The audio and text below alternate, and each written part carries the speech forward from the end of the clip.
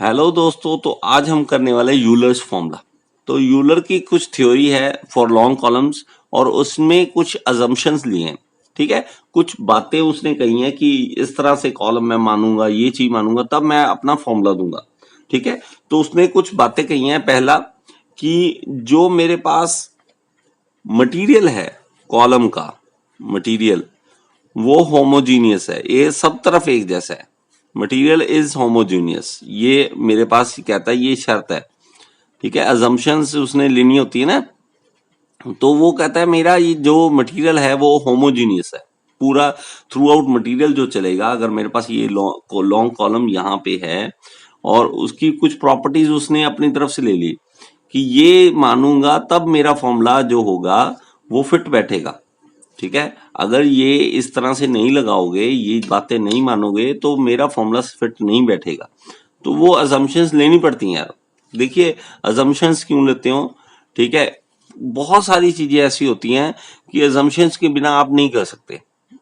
ठीक है, जैसे कि मैंने यार, आप मानोगे बाइक पे आपने अपनी स्पीड कैलकुलेट करनी है ना।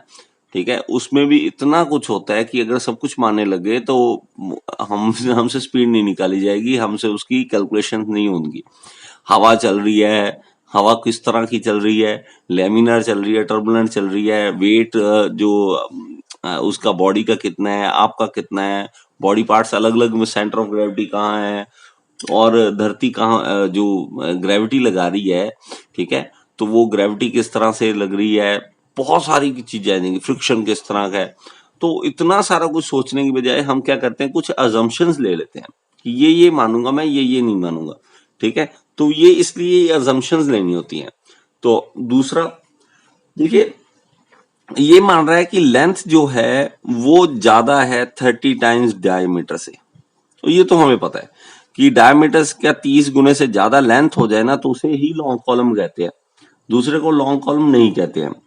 और तीसरा, जो कॉलम क्रॉस सेक्शन है इसका, क्रॉस सेक्शन मतलब ये एरिया, मैं अगर पीछे की ओर बना दूं ना, ये क्रॉस सेक्शनल एरिया इस तरह से बना दूं। ठीक है, और इसका एरिया जो होगा, क्रॉस सेक्शन होगा, वो through out the column same है। ठीक है, एरिया भी चेंज नहीं हो रहा, ये कह रहा है। ठीक है, तो ये एरिया भी चेंज नहीं हो रहा, तो cross section is through out same, is through out same.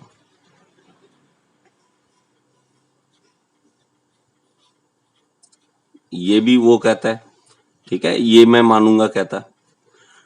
और वो कहता है कि मैं मान रहा हूं कि कॉलम स्टार्टिंग में स्ट्रेट था, जब अभी लोड नहीं डाला था, स्टार्टिंग में स्ट्रेट था, लेकिन जब धीरे धीरे मैंने एक्सियल लोड अप्लाई किया है, ठीक है, धीरे धीरे किया है, और पहले वो स्ट्रेट था, तो कॉलम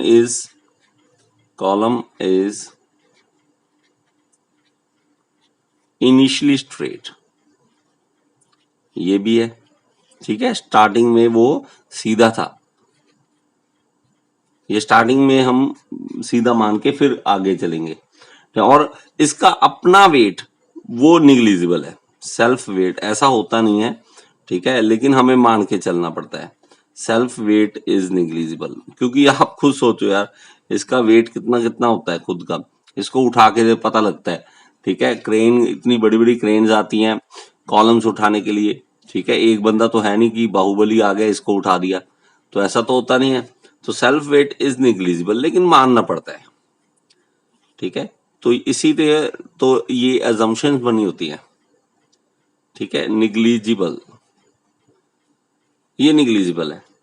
ठीक है, नेक्स्ट है हमारे पास, ये जो फेलियर होगा, फेलियर जो होगा वो होगा सिर्फ बकलिंग से, will be because of buckling only. तो बकलिंग से ही होगा, ये कह रहा है बकलिंग ओनली। तो ये फेलियर भी सिर्फ बकलिंग से मानेगा, दूसरे से किसी से नहीं मानेगा। ठीक है, और ये कह रहा है कि जो डायरेक्ट स्ट्रेस है वो ज्यादा है, डायरेक्ट स्ट्रेस जो है वो ज्यादा है, is more than bending stress. तो ये भी अजम्पशन मान रहा है।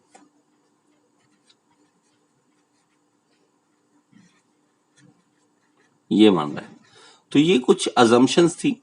इसके बाद वो कहता है यूलर कि हाँ जी ये बातें मानोगे तो मैं अपना फॉर्मूला दूंगा, ठीक है, तो मैं अपना फॉर्मूला दूंगा, नहीं तो नहीं दूंगा, ठीक है, इस बातों को मानने के बाद, ठीक है। आगे थंबनेल में आपके पास फॉर्मूले के लिए अलग से वीडियो आएगी, वहां पे आप क्लिक करके इसके फॉर्मूले के बारे में पढ़ सकते हैं, ठीक है। ये आपको समझ आ गया होगा।